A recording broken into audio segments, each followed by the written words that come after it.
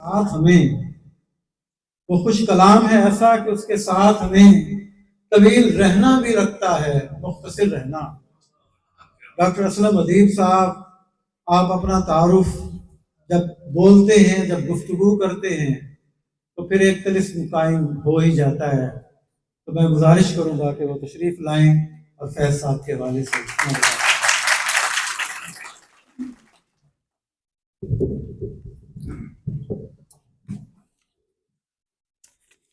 بسم اللہ الرحمن الرحیم۔ رب اشرح لی صدری ویسر لی امری واحلل عقدۃ من لسانی یفقہوا قولی۔ صدق اللہ العظیم۔ جناب وائس چانسلر صاحب، بہت ہی پیارے اور اس ملک کا مستقبل ہمارے دانشور اساتذہ اور دوسرے شہروں سے آئے ہوئے مہمانان گرامی اور بہت اچھے اس ملک کے شکست و ریخت کو بدل کر تعمیر کی طرف لے جانے والے ہمارے نوجوان طالب علم۔ میں ابھی بیٹھا سوچ رہا تھا اور میرے سامنے تصویر تھی فیض صاحب کی، اور میں نے سوچا کہ ہم جو علم و ادب کے لوگ ہیں جو بہت اچھی گفتگو کرتے ہیں، صحت طاری کرتے ہیں اور تخیل کے امکانات کے ایسے ایسے ڈورے ہلا دیتے ہیں کہ ہمارے دل کی لرزش اور بڑھنے لگتی ہے۔ تو ایسے میں کسی شخص نے یہ کیوں نہیں سوچا کہ میں آج کے جدید علم کی دنیا میں فیض کے چہرے پر کیوں نہ لکھوں؟ آج سائنس نے، نیورو سائیکالوجی نے انسانوں کے چہروں، انسان کے اعضاء کے رویوں اور انسان کی تحریر سے ان کو پہچاننے کی کوشش کی ہے۔ میں ادب میں اس زاویے کو کیوں نہیں لا سکا؟ میں ابھی ان کے چہرے کو دیکھ رہا تھا، ان کی آنکھوں میں مجھے خواب نظر آئے ہیں، ان کی آنکھوں میں مجھے ایک امنگ نظر آئی ہے، ایک حسرت نظر آئی ہے، ایک بے بسی نظر آئی ہے۔ یوں محسوس ہوتا ہے کہ ایک شخص کچھ خواب دیکھتا تھا، منظر کچھ اور نظر آ رہا ہے اسے، ابھی میں اس کے سامنے دیکھ رہا ہوں۔ میں جانتا ہوں کہ ہونٹوں کی جو ایک شیپ ہے وہ کیا بتاتی ہے، صفاقے بتاتی ہے، نرمی بناتی ہے، محبت بناتی ہے، حیرت بتاتی ہے، انسان کے اندر کی روح کی طمانینت بتاتی ہے۔ یہ ہونٹ ہیں جو بتاتے ہیں، یہ کان ہیں جو کہ آپ کے بتاتے ہیں کہ آپ ایلین نسل کے ہیں کہ نہیں۔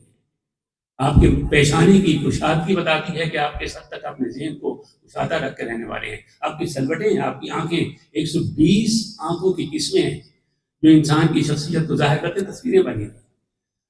کہ میں نے اس کے حوالے سے فیض پر تحقیق کیوں نہیں کی، اندر سے میں شرمندہ ہوا۔ میں جانتا ہوں کہ ایک تحریر ایک انسان کی اس پر تحقیق ہو چکی ہے کہ 120 سے زیادہ خصوصیات ایک انسان کی اس کی تحریر سے ملتی ہے۔ میں نے فیض کے ہاتھ کی لکھی ہوئی نظموں کو کیوں نہیں دیکھا تو اس کے جذبے کیسے تھے، کیفیتیں کیسی تھی، امنگ کیسی تھی، ان خوابوں کو اس نے کس طرح کس انداز میں اپنے لفظوں کے سانچے میں ڈالنے کی کوشش کی۔ میں نے اس کو کیوں نہیں دیکھا؟ کیونکہ میں نے نہیں دیکھا، اس لیے میں نے زندگی نہیں دیکھی، میں نے اس عہد کو نہیں سمجھا، میں نے اس معاشرے کو نہیں سوچا۔ میں سوچتا ہوں کہ دنیا نے یہ کہا، فلاں فلسفی نے یہ کہا، فلاں سائنسدان نے یہ کہا۔ میں سوچتا ہوں کہ کاش ہم میں سے کوئی یہ کہے میں نے یہ کہا۔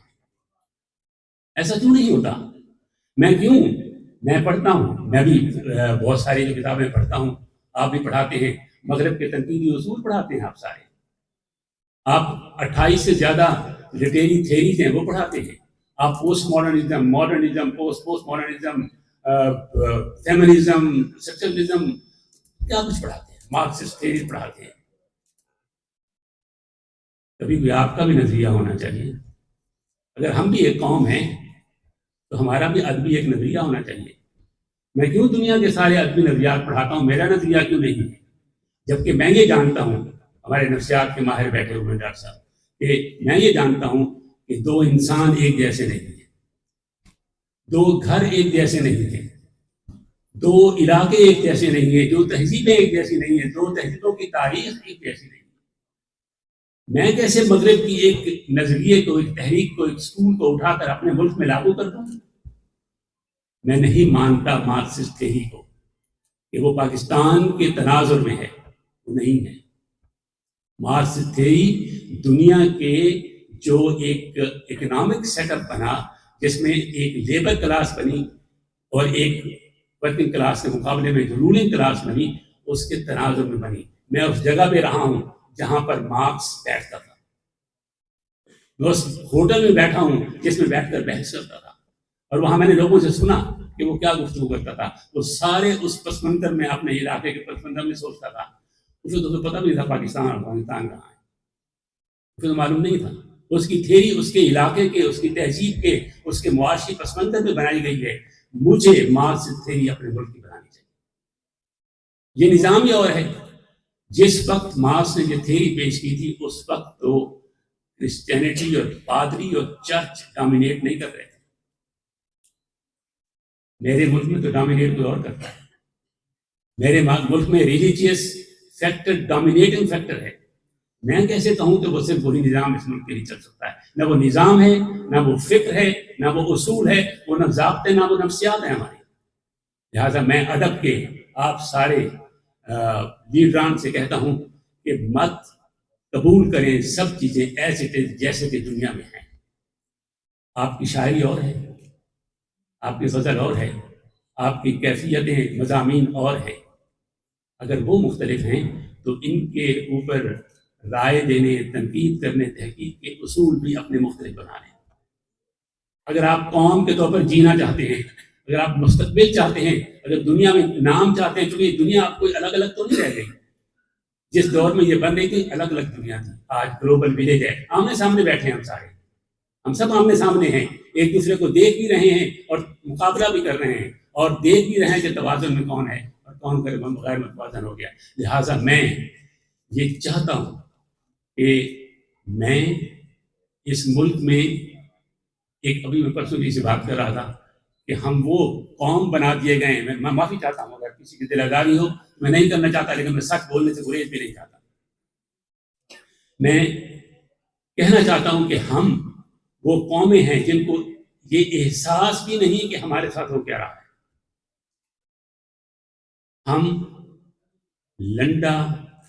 لنڈے کا مال جس طرح ہمیں دیا جاتا ہے, میں جانتا ہوں کہ پوری دنیا ہمیں اپنی ہر چیز جو کہ اس نے اترن کے طور پر پھینک دی ہے ہمیں دے دی ہے.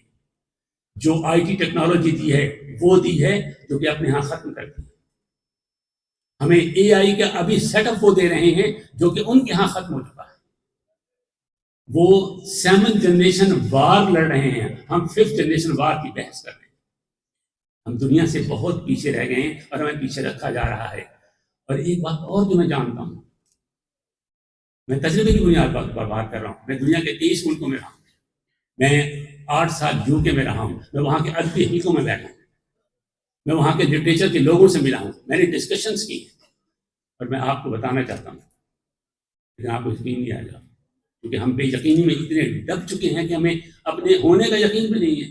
میں آپ کو سچ بتا رہا ہوں, میں دنیا کے ہر رنگ و نسل کے آدمی سے ملا ہوں اور ان کو پرکھا ہے, اور اس کی بنیاد پر کہہ رہا ہوں کہ پاکستان کی قوم ذہین ترین قوم ہے. آپ ذہین ترین ہیں لیکن آپ کو یقین نہیں ہے. آپ سوچتے ہیں ہم تو ذہین کہاں سے ہو سکتے ہیں.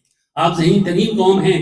آپ ان سے بہتر کام کر سکتے ہیں, بہتر سوچ سکتے ہیں, بہتر فلسفی بنا سکتے ہیں, بہتر نظریات بنا سکتے ہیں, بہتر ایون تحقیق کے اصول بنا سکتے ہیں. آپ چونکہ ہم نے یہ کام نہیں کیا. میں آج بھی کہتا ہوں شعبہ اردو کا کام ہے کہ وہ ادب کے نظریات اپنے بنائے. 28 دنیا کے پاپولر نظریات ہیں اور انفارچونیٹلی ہم ان کو پڑھتے بھی پراپر نہیں ہیں.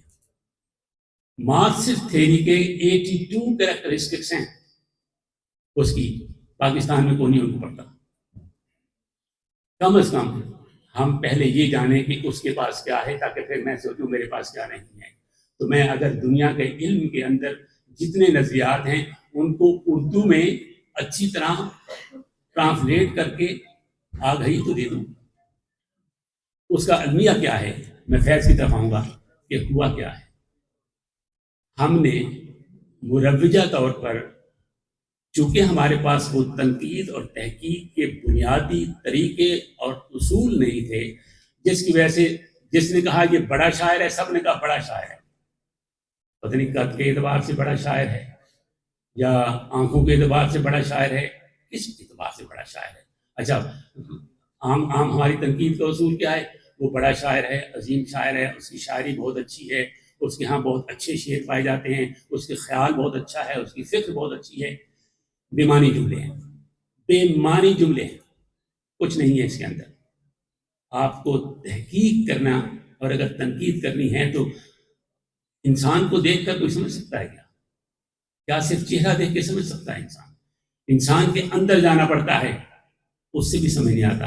انسان کے اندر کی سوچ تک جانا پڑتا ہے، وہاں بھی سمجھ نہیں آتا. اس کے پیچھے محرکات تک جانا پڑتا ہے، وہاں اس کی محرکات کے پیچھے، اس کے خوابوں کے پیچھے، جو اس کی تماغت کے پیچھے جو اس کی حدت پائی جاتی ہے، اس تک پہنچو گے تو تب جانو.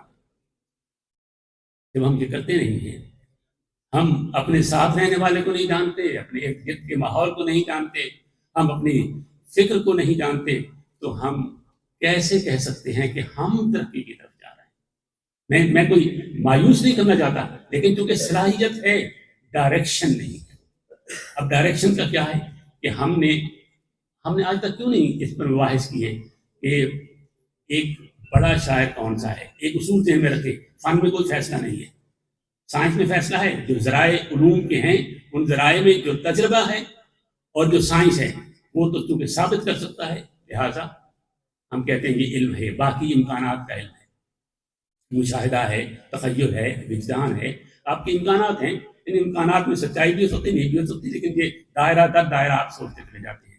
ہمارے ہاں جو شاعر ہے اس کے بارے میں ایک ہم فیصلہ نہیں کر سکتے کہ یہ بڑا ہے چھوٹا ہے، ریلیٹو ٹرم میں ہے کہ یہ اس کے مقابلے میں زیادہ صفات رکھتا ہے یا زیادہ گہری فکر رکھتا ہے. لیکن ہمیں ایک تعریف تو کر لینی چاہیے کہ ایک ادیب جو کہ بڑا ہو سکتا ہے انورٹ کماز کے بڑے میں، تو وہ کون ہوتا ہے؟ اگر یہ میں معیار بنا لوں، ایک سانچہ بنا لوں اور اس سانچے میں ہر شاعر کو ڈھال دوں، دیکھوں جو سانچے میں آتا ہے وہ بڑا ہے، جو نہیں آتا اس کی وہ خامی الگ کر دوں کہ یہ فلاں ہے. اتنا تو میں ایک معیار بناؤں کہ یہ ہے. اب یہ معیار دنیا نے بنایا ہے. کیا کوئی شاعر، پاکستان میں بہت اچھی شاعری ہوئی ایک 71 کی بات پر، آپ سانحہ ہو گیا، بہت بڑی شاعری ہوئی، آج کہاں ہے؟ بھٹو صاحب کی ڈیتھ ہوئی، بہت بڑی شاعری ہوئی، آج کہاں ہے؟ وقتی حادثات کی بنیاد پر ہونے والی تخلیقات وقت کے ساتھ چلی جاتی ہیں، وقت کے ساتھ چلی جاتی ہیں. پھر کون سی بڑی شاعری ہوتی ہے؟ بڑی شاعری کیا کسی عہد کی بنیاد پر ہے؟ نہیں. کسی عہد کی کیا کسی تاریخی واقعے کی بنیاد پر ہے؟ نہیں. وقت کے ساتھ چلی جاتی. آج سے 1000 سال پہلے اوڈیسی 11,000 سال قبل مسیح، اگر 11,000 سال قبل مسیح لکھی گئی تو اوڈیسی میں 10 سال کا رزمیہ لکھا گیا. اس رزمیہ کو آج کون پڑھتا ہے؟ ختم ہو گئی بات. لہٰذا آج کی جو تخلیق ہے اس کو اگر آج سے 100 سال بعد کوئی پڑھے گا، کیا پڑھے گا؟ اگر پڑھے گا تو ہم کہیں گے یہ ایک لازوال شاعر ہو گیا، ورنہ نہ ہو گیا. مجھے بعض باتیں پرانے فلسفے کہیں عجیب ہیں کہ لون جانس نے کہا تھا بڑی شاعری کون سی؟ The one that pleases all and pleases always. ہر ایک کو خوش کرے اور ہر زمانے میں خوش کرے. اسی پر ہم نے پھر کہا کہ زمان و مکان قید سے آزاد ہو جائے. لازوال شاعری وہ ہے جو ہر زمانے کی ہے. اب یہ کون سی ہو سکتی ہے؟ جو خیال، فکر، سوچ، انسان کے دکھ، خوشی لازوال ہے، اسی پر جو لکھے گا وہی لازوال ہوگا. لہذا ہم کیوں کہتے ہیں محبت کی شاعری لازوال شاعری ہے؟ کہ محبت ہر دنیا، ہر زمانے، ہر علاقے کی، لہذا وہ لازوال ہے. انسان لازوال ہے، اس لیے اس کی شاعری ہو سکتی ہے. انسان کے جتنے بھی متعلقات ہیں ان پر جو شاعری ہوگی وہ لازوال شاعری ہوگی. اس تناظر میں فیض کو دیکھتا ہوں تو مجھے لازوال شاعر نظر آتا ہے. اس نے جو لکھا ہر عہد میں ہے، ہر عہد کا مسئلہ ہے، ہر عہد میں معاشی مسئلہ بھی ہے، سیاسی بھی ہے، طبقاتی بھی ہے. ہر عہد میں انسان کی محبت بھی ہے، محبت کی رائیگانی کا احساس بھی ہے. ہر عہد کے اندر انسان کے اندر تڑپ بھی ہے، طلب بھی ہے، دکھ بھی ہے، درد بھی ہے. لہذا بڑا شاعر، ہر عہد کا شاعر وہی بنے گا جس کے موضوعات بڑے ہوں گے، اور یہ وہ ہوں گے جو کہ ہر زمانے اور ہر علاقے کے ہیں. اس حساب سے تو فیض پر کوئی دوسرے سوال ہی نہیں ہو سکتا. لیکن یہ بڑا ہے کیسے، اس پر سوچنے کی ضرورت ہے. وہی میں مثال دے دیتا ہوں آپ کو. اب ہم کسی شخص کو سمجھنے کے لیے اس کے اس لمحے موجود میں نہیں سمجھتے.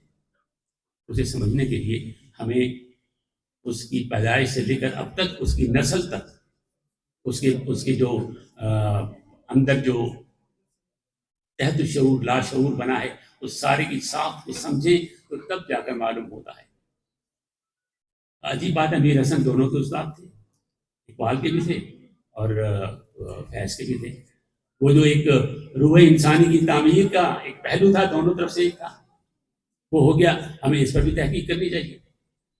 ہمیں یہ جاننا چاہیے کہ فیض کیا صرف ایک انقلابی شاعر کے طور پر شاعر ہے. بہت اچھی بات کہی انہوں نے، مجھے خوشی ہوئی. انہوں نے بہت ساری بنیادی سوال اور فکر انگیز باتیں جو ہیں وہ پیش کی ہیں آپ کے سامنے.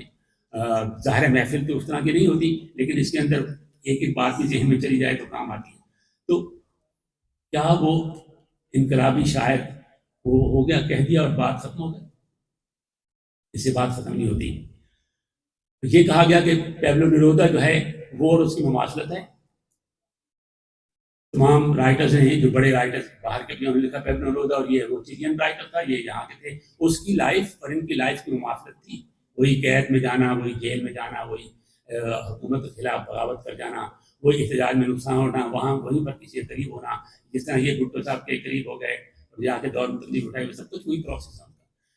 حالات اور واقعات سملر ہیں، لیکن لوگوں نے بغیر سوچے سمجھے یہ لکھ دیا کہ اس میں اور اس میں مماثلت پائی جاتی ہے.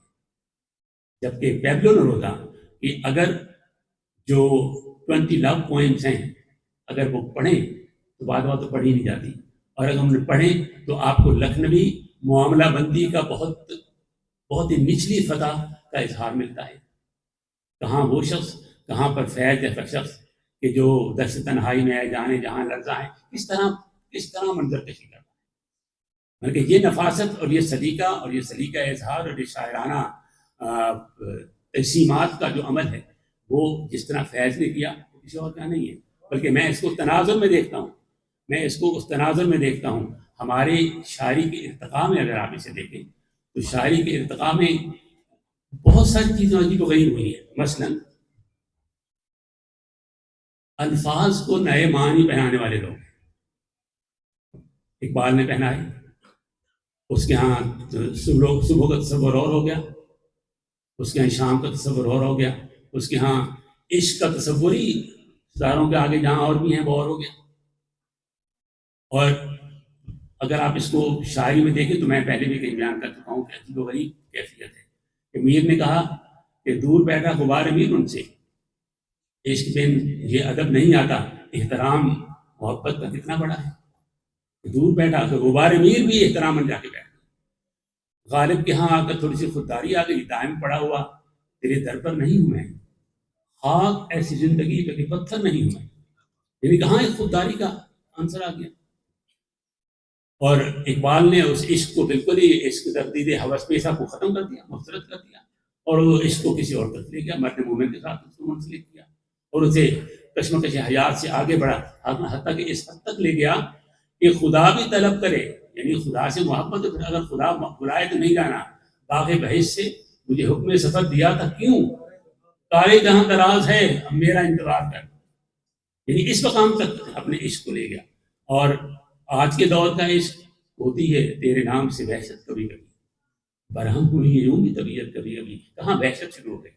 اور ہمارے اس نے کمال کر دیا کہ مجھ سے پہلی سی محبت میرے محبوب نے مار، یعنی بالکل تیور بدل دیا، رشتہ بدل دیا، تعلق بدل دیا، اس کے اندر کی ملائمت بدل دی، اس کے اندر کے اظہار کا سلیقہ بدل دیا. یہ بڑی شاعری کی نشانی ہے کہ روایت کو بھی نہیں توڑا، اخلاقیات کو بھی جوڑے رکھا، اور تہذیب اور شائستگی کے اندر اپنے آپ کو دور بھی کرنے کا بتا دیا. خواہش سے نہیں، مجبوری سے. یہ چیز ہے جو کہ اس کو ہم تلاش نہیں کرتے، اسے ہمیں تلاش کرنا چاہیے. اور میں یہ سمجھتا ہوں کہ انہوں نے بھی قفس کو، ہم تو قفس اور سمجھتے تھے، انہوں نے قفس اور کر دیا، سیال اور کر دیا، مفاہیم بدل دیے. مفاہیم پھر آپ ان کی لفظی سناگری اور ان کی جو ان کی چیزوں کو پیش کرنے کا طرز ہے اس پر ہم کیوں تحقیق نہیں کرتے؟ ہم کیوں کہتے ہیں سب انقلابی شاعر ہے؟ بڑے شاعر کی نشانی یہ بھی ہے کہ وہ آپ کی زبان کو آگے بڑھا دے، زبان کے اندر مفاہیم کو آگے بڑھا دے، تراکیب آگے بڑھائے، آپ کی تشبیہ اور جو تقسیمات ہیں ان کو آگے بڑھائے۔ کمال کیا ہے، دشت تنہائی میں اے جانے جہاں لرزاں ہیں، دشت تنہائی، تنہائی کو پرسنیفائی کیا ہے، اے جانے جہاں لرزاں ہیں، تیری یادوں کے کیا ہے، تیری آواز کے سائے، تیری آواز کے سائے، آواز کو پرسنیفائی کیا ہے۔ اور اس طرح بے تحاشا مثالیں ہیں ان کی، کس قدر پیار سے رکھا ہے دل کے رخسار پہ اس وقت تیری یاد نے ہاتھ۔ آپ تقسیم کاری دیکھیں کہ پرسونیفیکیشن کا اتنا بڑا عمل کیا ہے۔ یہ عمل ہے ہمارے اور بھی ہے، ٹھیک ہے، میر نے کہا ناز کی اس کے لب کی کیا یہ پنکھڑی ہے گلاب کی، سے تقسیم کر دی، لیکن تقسیم کا یہ عمل جو ہے یہ بہت ہی گہرا ہے، بہت گہرا ہے خیال کو۔ اور پھر اس تقسیم میں ایک چیز جو کہ بالکل خیال اور تصور کی حد تک تھی، اس کو اس نے محسوس کرنے، ہاتھ لگانے کی حد تک پیش کر دیا۔ یہ کارنامہ ہے، یہ آسان کام نہیں ہے۔ ہمیں فیض کے اس پہلو کو بھی نہیں بھولنا چاہیے کہ وہ ایک بڑا شاعر ہے جس نے کہ اظہار کے تمام پیرائے جو تھے اس میں جدت پیدا کر دی، ایسی کر دی کہ ہر شخص کے بس کی بات نہیں ہے کرنا۔ آج ٹھیک ہے، آج یہ خیال در خیال کی کیفیت بہت سارے شاعر استعمال کر رہے ہیں، لیکن اس سادگی اور بے ساختگی کے ساتھ جس طرح فیض نے کی اس طرح نہیں ہو سکتی۔ وہ کمال ہے ان کا کہ انہوں نے کر دیا۔ اور معاملات جو تعلقات عشق تھا، کہیں پر سراپے پر زور دیا گیا، کہیں حسن پر زور دیا گیا، کہیں پر اس کے ساتھ تعلق پر لکھنؤ میں چلے گیا تو معاملہ بندی پر زور دیا گیا، اور کہاں پر عشق حقیقی پر زور دیا گیا، اور کہاں پر انسانی سطح پر رہ کر ایک الویت کی سطح پہ جا کر محبت کا اظہار کر دیا۔ یہ عام بات تو نہیں تھی، یہ فیض نے کر دی۔ ہم اس کے اس پہلو کو کیوں اگنور کر رہے ہیں؟ حتیٰ کہ میں یہ کہتا ہوں کہ فیض جو شخص تھا اس کو ہم نے ایک روانی میں ایک پہلو لیا اور اس پر سارے تقریر کرتی، سارے مضامین لکھے، کوئی 350 میں نے مضامین دیکھے ہیں فیض پر لکھے ہوئے، ان میں سے ہر بندے کا زیادہ میجر جو فوکس ہے وہ ان کی انقلابی شاعر ہے، وہ طبقاتی کشمکش کا شاعر ہے، وہ مارکس شاعر ہے، وہ پوسٹ قانونیت شاعر ہے۔ بالکل وہ ان کی شاعری کا ایک پہلو ہے، لیکن وہ انسانیت کا شاعر ہے، وہ انسانوں کی بقا کا شاعر ہے، وہ معاشرے اور تہذیب کی اندر محبت اور توازن کا شاعر ہے۔ ہم اس پہلو پر کیوں نہیں گئے، اس طرف جائیں؟ حتیٰ کہ مشہور، کیونکہ آدھی شاعری تو چونکہ گائی گئی اس لیے ہر ایک کو یاد ہے، کوئی ایسا نہیں ہے کہ وہ ان کی شاعری نہ، یعنی ان کی جو ہے ہم دیکھیں گے، لازم ہے کہ ہم بھی دیکھیں گے۔ اس پر مضامین لکھنے والوں نے انہیں انقلابی شاعر، انہیں طبقاتی کشمکش کا شاعر، انہیں پرامید شاعر، انہیں عوام کے حقوق کے لیے جدوجہد کرنے والا شاعر اینڈ سو آن کہا۔ یہ پوری نظم اگر پڑھی جائے اور اس کے ہم دیکھیں گے سے لے کر صرف نام رہے گا اللہ کا وہاں تک لے کے جائیں تو یہ تو مسٹک پوئٹری بنتی ہے، یہ تو مذہبی شاعری بنتی ہے، یہ تو ویدانیت کی شاعری بنتی ہے، یہ تو کچھ اور مفہوم دیتی ہے۔ ہم نے اس پہلو کو کیوں چھوڑ دیا؟ ہم ایک ہی روش پر چل پڑے۔ میری خواہش یہ ہے کہ ہم فیض کو دریافت کریں۔ فیض کا کارنامہ اس کو رشین نے کر لیا دریافت، وہ ٹرانسلیٹ ہو گیا، وہاں انہیں پرائز بھی وہاں سے مل گیا، انہوں نے ان کو سمجھ لیا ایک پہلو سے، ہم نے اسی پہلو کو ان کو قائم رکھا اور آگے لے گئے۔ میری خواہش یہ ہے کہ ہم فیض میلہ کریں، لیکن فیض میلے کے نتیجے کے طور پر فیض پر تحقیق کریں، فیض کے اس چہرے سے لے کر، ان کی تحریر سے لے کر، ان کے واقعات، آٹوبیوگرافیز ان کے اپنے لوگوں نے لکھی ہیں، ان کو دیکھ کر ہم ان پر مکمل تحقیق کر کے ایک ڈاکومنٹری تو بنا دیں۔ شعبہ اردو یہ کام کرے، ایک ڈاکومنٹری بنا دیں، ان کی جتنی تصاویر ہیں ان کو اکٹھا کر دیں، ان کی جتنی تحریریں ہیں ان کو اکٹھا کر دیں، اور اس پر ایک ڈاکومنٹری آپ میں سے کوئی شخص لکھ کے اسے آپ ایڈ کریں کہ اگلا چوتھا جب آپ سیزن کریں اس میں یہ ڈاکومنٹری آپ تیار کر کے دکھا چکے ہیں۔ میں یہ سمجھتا ہوں کہ یہ میلے کے پیچھے جو جذبہ ہے وہ ان بڑے نامور لوگوں کی شخصیت کا جو اصل ظرف تھا، جو اصل فکر تھی، جو اصل ان کے اندر طاقت تھی، اس طاقت کو عوام تک پہنچائے. ہم نہیں پہنچائیں گے تو کون پہنچائے گا؟ میں تو کہا کرتا ہوں کہ آپ اگر اتنے لوگ بیٹھے ہیں، آپ کوئی عام لوگ تھوڑی ہیں. خدا نے آپ کو، اب تو سائنس نے تحقیق کر دی اس پر کہ آپ کی جو کریٹیوٹی آپ کے اندر ہے اور وجدان کی جو صلاحیت ہے وہ منفرد دی ہوئی ہے خدا نے. اور آپ لوگ 4 قسم کے لوگ ہیں دنیا میں کہا کرتا ہوں. ایک تو وہ ہیں جو چیزیں دیکھتے رہتے ہیں، بس دیکھ کے منہ کھول لیا، دیکھ لیا تو کہ چلے گئے، کل یہی کرتے رہتے ہیں. ہاں اچھا یہ کہہ کے چلے گئے. یہ ایک وہ ہیں جو انہوں نے دیکھا، ان کا یہ کیا ہو رہا ہے، یہ کیا ہو رہا ہے، کیوں، یہ کیا ہے، یہ کیوں ہے، اس پر سوچا، پھر سن کے اچھا چلو ٹھیک ہے، وہ چلے گئے. ایک وہ ہیں جنہوں نے دیکھا، اس پر سوچا، اور پھر جا کے سوچا سمجھا کہ یہ ایسا کیوں ہوا، ایسا نہ ہوتا، ایسا ہوتا تو کیوں ہوتا، ایسے اگر کر جاتا تو اگر یہ شاید ایسے نہ بولتا، ایسے بولتا تو کیسے ہوتا. یہ تیسری طرح کے لوگ ہیں جنہوں نے دیکھا، اس کی وجہ تلاش کرنے کی کوشش کی، اس پر امکانات سوچے. اور چوتھا وہ ہے جو دیکھتا بھی ہے، سوچتا بھی ہے، اس کے امکانات بھی سوچتا ہے، اور پھر اس کو بیان بھی کرتا ہے، دوسرے تک پہنچاتا ہے. یہ چوتھی کیٹیگری کے لوگ ہیں کہ جو دیکھنے کے پورے مرحلے سے لے کر آخر تک جا کے پھر بیان کر کے دوسرے کو بتاتے ہیں. آپ چوتھے مرحلے کے لوگ ہیں بیٹھے ہوئے یہاں پر، کہ آپ کو خدا نے یہ صلاحیتیں سارے دی، اور خدا نے، میں کہا کرتا ہوں you are the chosen one. خدا نے لاکھوں لوگوں میں سے، بلکہ اس دنیا میں کروڑوں لوگوں میں سے آپ کو منتخب کیا ہے، آپ سب کو منتخب کیا ہے کہ آپ جاؤ، استاد بنو، اور تم جا کے لوگوں کے ذہنوں کی تعمیر کرو، ان کے دلوں کے اندر توازن پیدا کرو، ان کی دھڑکنوں کو ہموار کرو، ان کی فکر کے تہداریاں اور دھنک رنگوں کو نکھارو. یہ تمہارا کام ہے. تمہیں منتخب کیا لاکھوں میں سے، پھر خدا یہی پوچھے گا تمہیں منتخب کیا تھا لاکھوں میں، تم نے کیا کیا؟ تو یہ ذمہ داری آپ تمام اساتذہ کی ہے. اور یہ جو طالب علم بیٹھے ہیں یہ صرف آپ کو مانتے ہیں، کسی کو بھی نہیں مانتے. ہمارے ہاں اسٹوڈنٹ کا ایک میں سمجھتا ہوں سنہرا قسم کا اصول ہے کہ جو استاد کہتا ہے وہ ٹھیک ہے. اگر آپ کے سامنے وہ لوگ بیٹھے ہیں جو آپ کی مانتے ہیں، آپ کی سنتے ہیں، اگر آپ کی ذمہ داری ہے تحقیق کرائیں، تنقید کے پہلو نکالیں، تنقید کرنا سیکھیں، تنقید کرنا سکھائیں، تحقیق کرنا سیکھیں، تحقیق کرنا سکھائیں، اور وہ پہلو نکالیں لوگوں کے جو کہ آج تک دریافت نہیں ہوئے. فیض میرے اپنے خیال میں صرف 30% دریافت ہوا ہے، باقی نہیں ہوا. ورنہ تو اس کی ایک نظم پر تجزیہ ہونا چاہیے، اس کے پیچھے اس کی تخلیقی عمل کو دیکھنا چاہیے. ہمارے یہاں انفارچونیٹلی تخلیقی عمل پر کوئی غور ہی نہیں کرتا. تخلیقی عمل کون سا ہے؟ میں انگلینڈ میں اردو مرکز جاتا تھا، اکثر تو وہاں فیض صاحب ہوتے تھے، احمد فراز صاحب ہوتے تھے، اور افتخار وہاں بیٹھا ہوا تھا. اکثر مباحث ہوتے رہتے تھے وہاں. اور احمد فراز کا اپنا اسٹائل تھا، وہ اپنے انداز میں بولتا رہتا تھا، اور فیض صاحب اکثر خاموش رہتے تھے. میں کا فیصل یہ بتائیں گے آپ اس پوری بحث میں نہیں پڑھتے، خاموش بیٹھے رہتے ہیں، کیوں نہیں آپ گفتگو کرتے؟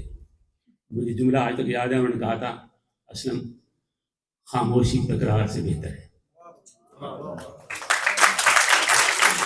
مجھے جو تکرار ہم کرتے رہتے ہیں اس سے بہتر ہے اگر خاموش ہو جائیں، یا تخلیق کریں یا پھر خاموش ہو جائیں ہم لوگ. تو مجھے وہاں سے فیض صاحب کی بات سے معلوم ہوا ان کا اسٹائل، ان کا دیکھنا، ان کا بات کرنا وہ بالکل اور تھا. اور میں بہت متاثر ہوتا تھا ان سے. افتخار عارف ماشاء اللہ بہت ذہین آدمی ہے، اس کے پاس بڑے صغیر کے سارے لوگ آتے تھے، مجھے موقع ملتا تھا ان سے بات کرنے کا. تو میں نے فیض صاحب کو جو پایا، ان کی شخصیت، ان کی پرسنالٹی، ان کا ایٹیٹیوڈ، ان کا فکر، تنقیدی لا ہوتے تھے اس میں بیٹھتے تھے، ان کی رائے، سب چیزوں کو میں یہ سمجھتا ہوں کہ ان کے اوپر تحقیق کر کے فلسفہ فکر فیض کا نکالنا چاہیے، اور پھر جا کر ہمیں فیض کے بارے میں باتیں پہنچانی چاہیے لوگوں تک.